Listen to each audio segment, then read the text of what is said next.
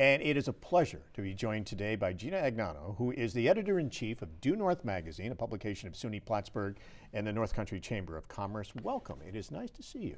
Thank you. It's really nice to be here. Thanks for having me. Many folks, I'm sure, look forward to every new issue of DoNorth. The magazine is available all around campus and at businesses and other locations around the region. For those who may not be familiar, tell us a little bit about the magazine and its history and what's behind the publication. DoNorth magazine is a tourism magazine for the Adirondack Coast, which would be Clinton County. And we are sort of run through SUNY Plattsburgh as a student publication and also through the Chamber of Commerce as sort of their little advertising tourism magazine for them. And it has been around, I want to say, as a print magazine since 2013. And before that, it was called All Points North. And now it's DoNorth, and it's the big, shiny, glossy magazine that you get downtown. It's a beautiful magazine. So you're going after readers, not necessarily in the Plattsburgh area, but maybe outside the Plattsburgh area, Montreal, New England, other parts of the Adirondacks, trying to entice them to maybe come check out this area. Yeah, so we're really aiming for people either from downstate or around, or Montreal, like you said, coming in and sort of getting to enjoy Clinton County the way we enjoy Clinton County, and sort of highlighting businesses that they might not know exist or things they wouldn't really associate with Plattsburgh, like goat yoga or something like that. Which is cool. That's one of the stories in this current issue that's just come out. And tell us a little bit about that. I think people have heard about this, but I don't think a lot of people knew that it was happening here in the North Country. I had no idea it was happening in the North Country, and I barely knew it was a thing. Apparently, people like to do yoga with goats. It's a little less serious than if you were to go into a traditional yoga class or like a hot yoga class or something that's really intense. And it's nice, kind of like introductory yoga, and it takes the pressure and like the seriousness out of it because there are kids, like baby goats, running around nibbling on your hair or your mat. So it makes it a little more lighthearted and fun, I think. So it's nice to have animals around. And for people who immediately have an image, it's baby goats. It's baby kids. Goats, yep. not a grown goat stepping on your back. No. And the kids, the baby goats, will walk all around you and up on your back, and they oh yeah, they'll jump on your back in a downward dog and just sort of help you out. Is that a typical story where you kind of do people or places or things that maybe would interest people and they haven't heard about? Yeah, I think it's a pretty typical story for DoNorth. We really like to highlight people as much as their businesses and sort of their own stories and why they're here doing what they do and doing what they love, and then sort of jumping off from there as to why you should go see them and also love what they do.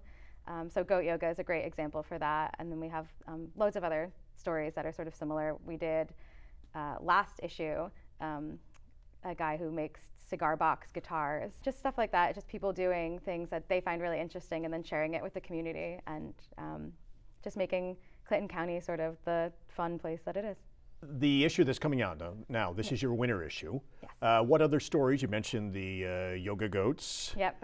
Goat yoga. What else is in this upcoming issue? We have winter kiteboarding, which is kind of exciting. So that is a story about kiteboarding in the winter on frozen Lake Champlain or across frozen fields. Apparently it's pretty wild, and apparently also it's better to start out in winter because the snow is a lot easier to learn on than waves. So it's sort of a really good way to get out in the North Country winter and stay active and have fun. You mentioned restaurants. We normally do a lot of restaurants. This issue is actually a little lighter on restaurants, which is kind of nice because it makes a better blend of stories. But we profiled SIP from downtown Plattsburgh and sort of focused on the art that they have inside of SIP as well as the food that they serve. And what about the artwork? Is it local art or? Yeah, so Liz Allen does some of the art, and then there's also a Burlington artist who's done some of the art, but Liz did most of it, and she's from around here, and she worked with the owners to sort of build a very sort of like edgy, almost urban-y feel. It's almost graffiti art if you've ever seen it, and just sort of focused around food and fresh food, which is, I think, something SIP is really focused on also. So what else is in the issue to look forward to? We have a story about a cooking school, Carriage House Cooking School in Peru. We have a story about Sugar House Creamery down in I think Upper J, New Upper York. J, yep, Yeah. that's the one. And we have, oh my gosh, so many. And Sugar House Creamery is a cool place. It's if really people haven't neat. been there. It's really great. They're sweet. They're so nice. Their cheese is amazing. And they have Airbnbs, so it's kind of a nice sort of like agro-tourism, which I think is sort of a big thing up It here. is, yeah. Which is great. And they're really on the cutting edge of it. They team up with other farms and businesses. They're part of the Essex County Cheese Tour every fall. And they actually do a winter farmers market, which is sort of why it was kind of nice to throw this one in the winter-spring issue. So throughout the winter, they run a farmers market with other farms, obviously like Mace Chasm and Fledge and Crow, out of their little farm store. So for people who rely on farmers markets throughout the summer and spring and stuff like that, can still do that throughout the winter. I think it's a neat idea. so for students that are writers and participate in DoNorth magazine, are they mostly journalism students, or how do they get involved with the magazine? So we have mostly journalism students, but we also have some English students and people who just really want to try their hand at writing or at journalism. It is kind of a requirement for the journalism students because we have to do practicum courses, but you only really have to do so many, and people tend to stay forever because they just enjoy it and it's fun. And then we have an entire design team, which is all art students from graphic design to photography or just like illustrators who work with us on making the magazine beautiful, because the writing's great, but it's boring without everything else. It is, and the photography is wonderful and high gloss. It is really a beautiful magazine. So the students do everything, every aspect. Yep, well, aside from printing it, we do everything.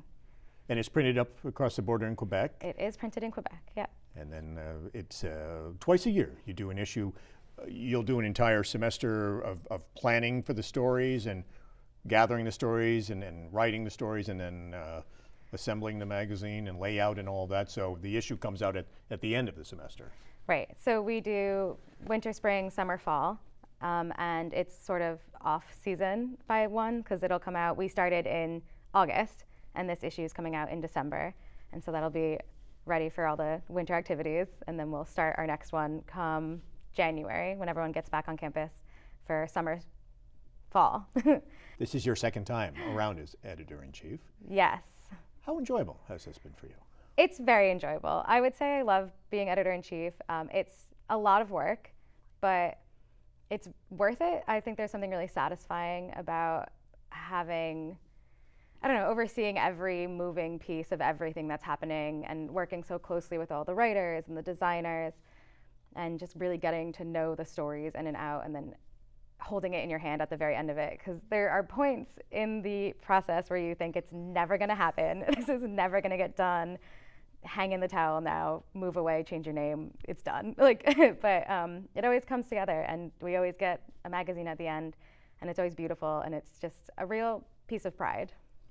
Yeah. When you take that magazine out of the box and you see it, Yeah. That's really satisfying. It really is. Yeah, we finally did it. Now, is this what you'd like to do for a career? You're finishing up as editor-in-chief. You're graduating. I am. I'm graduating. As we're taping this in December, you're graduating in just a couple of days. So is this experience of the magazine something that's going to help launch your career? I would hope so. I think I've definitely learned a lot, and I've definitely grown a lot as a writer and sort of as just a person and a team player, working with DoNorth for so long. And I would love to move forward and do something kind of along the lines. It's been really great doing a lot of, I don't know, human stories, I guess I would call them. And I think I really love that, and just being able to be a part of a community and going out and meeting people in that community who are really just doing great stuff and making a difference and making other people happy and just doing what they love. And I would love to just continue meeting more people like that everywhere. Yeah, and sharing their stories. Exactly, that's and writing their enjoyable. stories, yeah. So next semester in January, students will come in and they get right to work on, students come up with all their own story ideas? Yep, so we do our very first meeting is sort of, hi, how are you? This is DoNorth. And then it is straight into pitching ideas. We usually have a few stories from the previous semester that students have pitched, and we'll go through those and see if anyone wants that, and then whoever brings their own stories in, and then we will sit down and just sort of break it down into category. So section, we have like open air, which is like our outdoor, and then Lakeside is our arts, Champlain Tastes, food, and then we have sort of a rotating one that's 80K Wellness, which would be like the yoga story, or Adirondack Stay, where we profile Airbnbs or bread and breakfasts and stuff like that. And then we just sort of see if our mix is good, and then we roll with it. And so yeah, the students come up with all their own story ideas, and then they go out, make their contacts. And that's a big part of it is gathering the stories and learning how to craft them. And now you have editors. Do you do all the editing work, or do you have advisors who also step in as editors? So we have, so myself as editor-in-chief, and then I had 4 other editors working with me. And then we have Catherine Manigold. She's our faculty advisor. And sort of towards the end, she'll look at everything, sort of put in her own little tweaks here and there, which is great because it's always really appreciated when you're staring at something for so long to get new eyes on it. So she's great. Yeah, but yeah, so just mostly students and then Catherine in the end there. Is that tough to edit, to take a story like that and say, oh, here, how do I pick what to exclude, what to pull out? You obviously have to worry about space and total words and everything. Is that tougher than a lot of people think, really, to edit stories down? Yeah, it really is. And then we get to the point where sort of we've been working with this story for so long, and you start to kind of love it, and you don't want to chop anything out of it, and it all feels so necessary. And then you get down to design, and it's way too long, and they come back and say, we're sorry, but you've got to lob off 700 words or something, and it's, you feel, it hurts sometimes when you're going in there with the pen and just sort of hacking out pieces, but it always works in the end, but it is really difficult, and it just feels wrong sometimes.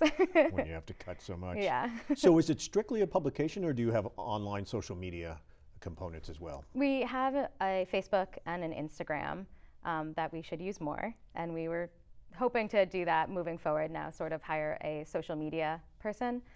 We just hired an ad girl this semester, and that was amazing. So we're going to expand the staff a bit more and try to have someone be more on top of our social media, because we know it's very important in this day and age, and people love to see that sort of stuff. Much like mainstream media, you're probably evolving as you go and recognizing that and working that into it, even though it's a publication and you want people to read it first and foremost. There are the social media platforms that to try to pique their interest, so they'll check out your magazine. Exactly, and we take so many photos, and 4 of them for each story makes it into the magazine. So it'd be great, to just get the other ones out there so people can see them, because they're beautiful. So you could share more. Yeah, exactly. And perhaps those 700 words you had to cut. Right, yeah. you can include them. Yeah, we'll put them in Facebook as a little extra side blurb or something. Yeah. So has this really made your college experience enjoyable doing this? I would say so. I came into Plattsburgh 2.5 years ago, sort of as like a readmit student. I was here a while ago, and then I decided to finish my journalism degree. And I didn't know anybody, and I felt super just like adrift, and so I joined DoNorth, and immediately it was really nice to be part of a team and have people to like work with so closely, and just, I don't know, it's a weird little family, and I really love it. So it was nice to always have that.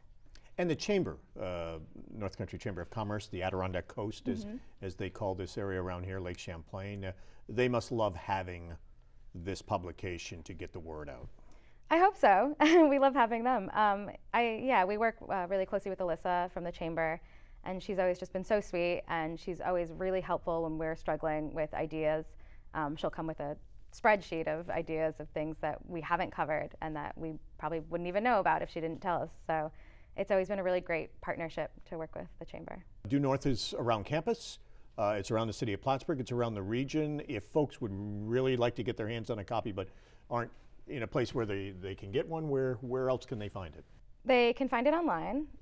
We have a website, DoNorthMag.com. Okay. Or they can get a hold of the Chamber, because the Chamber gets loads and loads of boxes of every issue. DoNorthMag.com is the website? That's our website. The entire issue on the website?